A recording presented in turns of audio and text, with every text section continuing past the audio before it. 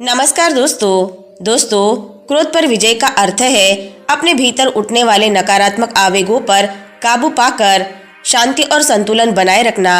यह आत्मनियंत्रण, धैर्य और करुणा के माध्यम से संभव है। क्रोध केवल विनाशकारी नहीं होता, बल्कि यह रिश्तों और मानसिक शांति को भी नुकसान पहुंचाता है।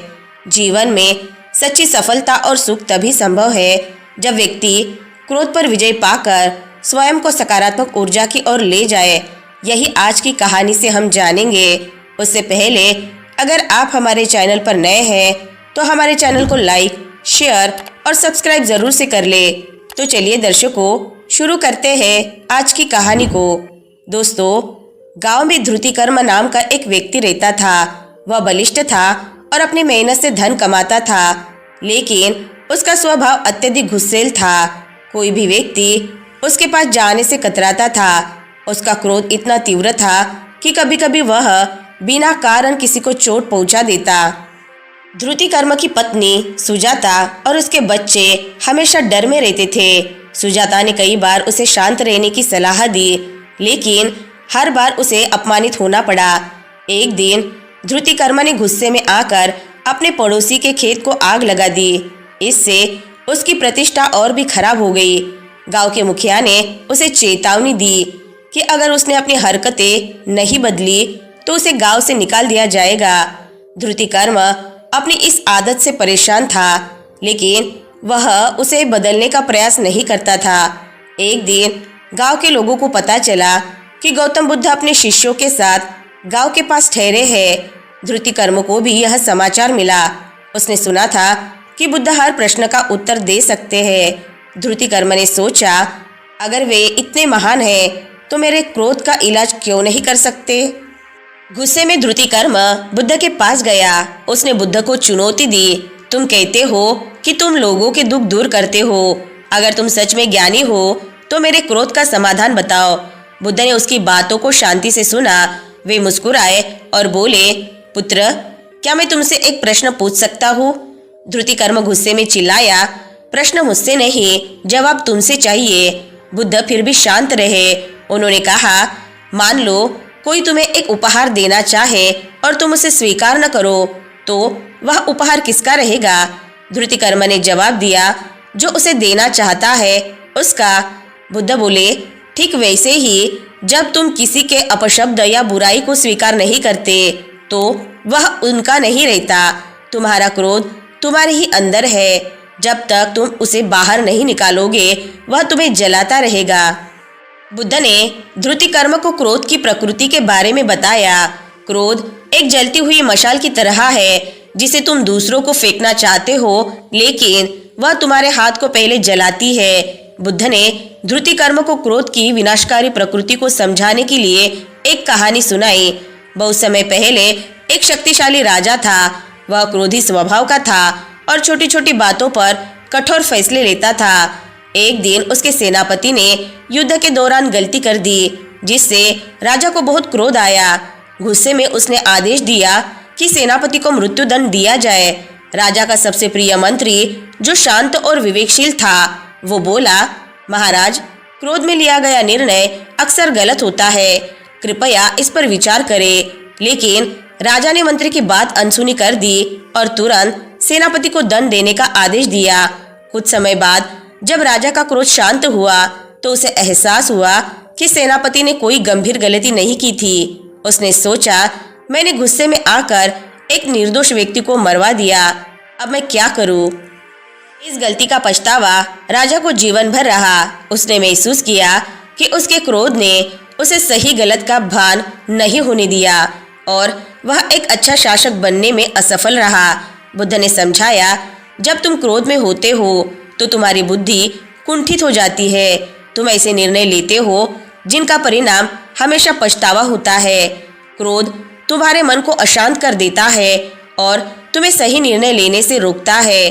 धृतिकर्म ने पहली बार महसूस किया कि उसका क्रोध भी उसे उसी दिशा में ले जा रहा है। उसने अपने जीवन की घटनाओं को याद किया और सोचा कि उसने कितनी बार अपने गुस्से में गलत फैसले लिए थे। बुद्ध ने धृतिकर्म से कहा, क्रोध को रोकने का पहला कदम है आत्मनिरीक्षण। जब भी तुम गुस्सा महसूस करो तो अपनी सांसों पर ध्यान दो। कृतिकर्म ने बुद्ध के बताए अनुसार अभ्यास शुरू किया। एक दिन जब उसकी पत्नी ने गलती से उसका सामान गिरा दिया तो उसे गुस्सा आया, लेकिन उसने गहरी सांस ली और अपने गुस्से को रोकने की कोशिश की। यह पहली बार था जब उसने क्रोध पर नियंत्रण पाया। बुद्ध ने धृतिकर्म को करुणा के महत्व को समझाने के लिए एक किसान की कहानी सुनाई। एक समय की बात है, एक किसान था जिसका नाम अर्णव था। उसकी जमीन बंजर थी और वह बहुत मेहनत करता था। एक दिन उसका पड़ोसी जो उससे ईर्ष्या करता था, उसने उसकी जमीन पर पत्थर फेंक दिए। अर्णव को गुस्सा आया। वह सोचने लगा, मैं अपने पड़ोसी को सबक सिखाऊंगा, मैं भी उसके खेत में पत्थर फेंक दूंगा। लेकिन फिर उसने सोचा, अगर मैं भी वही करूं तो मुझ में और उसमें क्या फर्क रह जाएगा। मेरे क्रोध से मेरी जमीन उपजाऊ नहीं बनेगी। मुझे धैर्य और करुणा से काम लेना चाहिए। अर्णव ने अपनी जमीन को साफ किया और कड़ी मेहनत से उसे उपजाऊ बना दिया। उसकी फसल लहलहाने लगी। जब उसके पड़ोसी ने यह देखा तो उसे अपने व्यवहार पर शर्म आई। उसने अर्णव से माफी मांगी और दोनों के बीच मित्रता हो गई। बुद्ध ने कहा, करुणा से न केवल तुम्हारा जीवन सुधरता है बल्कि दूसरों के मन में भी परिवर्तन आता है। क्रोध से संघर्ष बढ़ता है जबकि करुणा से शांति आती है। धृतिकर्म ने करुणा का महत्व समझा और प्रण लिया कि वह गुस्से की बजाय करुणा का अभ्यास करेगा। अब धृतिकर्म नियमित रूप से ध्यान करता और अपनी भावनाओं को नियंत्रित करने की कोशिश करता। हालांकि यह आसान नहीं था। गांव के लोग अब भी उसे ताने मारते थे। एक दिन गांव के एक व्यक्ति ने उसे अपमानित किया। धृतिकर्म का चेहरा लाल हो गया, लेकिन उसने बुद्ध की शिक्षा याद की और चुप रहा। यह उसकी पहली बड़ी जीत थी। धृतिकर्म की परीक्षा तब हुई जब गांव के मुखिया ने उसे सार्वजनिक रूप से चुनौती दी। गांव में एक सभा बुलाई गई जहां मुखिया ने धृतिकर्म से कहा, तुम कहते हो कि तुम अब बदल चुके हो, लेकिन क्या तुम वास्तव में क्रोध पर विजय पा चुके हो? मैं यह परखना चाहता हूँ।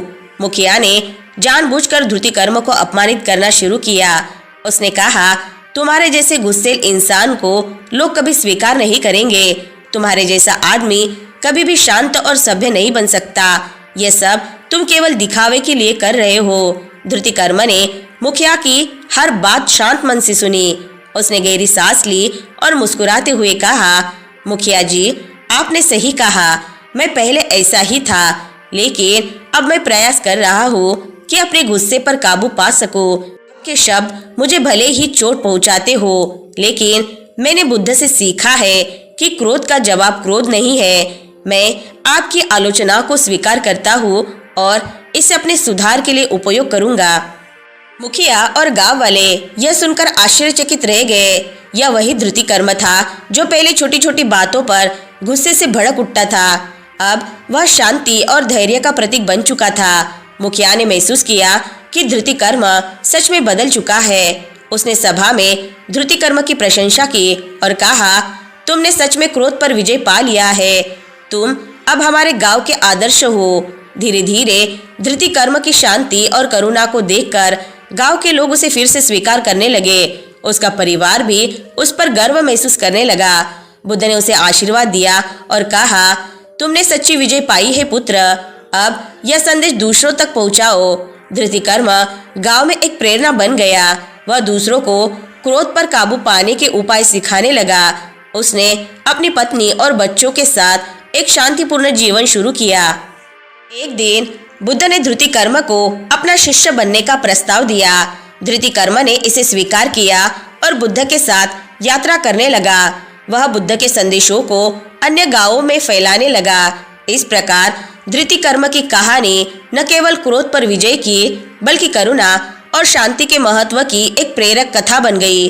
दोस्तों, क्रोध पर विजय प्राप्त करना आत्म जागृति और आत्म अनुशासन का परिणाम है। यह केवल दूसरों के प्रति नहीं बल्कि स्वयं के प्रति भी दया और करुणा का अभ्यास है। जब हम क्रोध पर नियंत्रण पाते हैं तो हमारे संबंध सुधरते हैं, मानसिक शांति बढ़ती है और जीवन में संतुलन आता है। क्रोध को परास्त कर हम सच्ची शांति और संतोष का अनुभव कर सकते हैं। क्रोध केवल नुकसान पहुंचाता है, जबकि करुणा और शांति जीवन को बेहतर बनाते हैं। तो दोस्तों, आज की कहानी से आपको बहुत कुछ सीखने को मिला होगा। वीडियो अगर पसंद आई होगी तो वीडियो को लाइक, शेयर और चैनल को सब्सक्राइब जरूर से कर ले। मिलते हैं नेक्स्ट वीडियो में, तब तक के लिए अपना ख्याल रखें। धन्यवाद।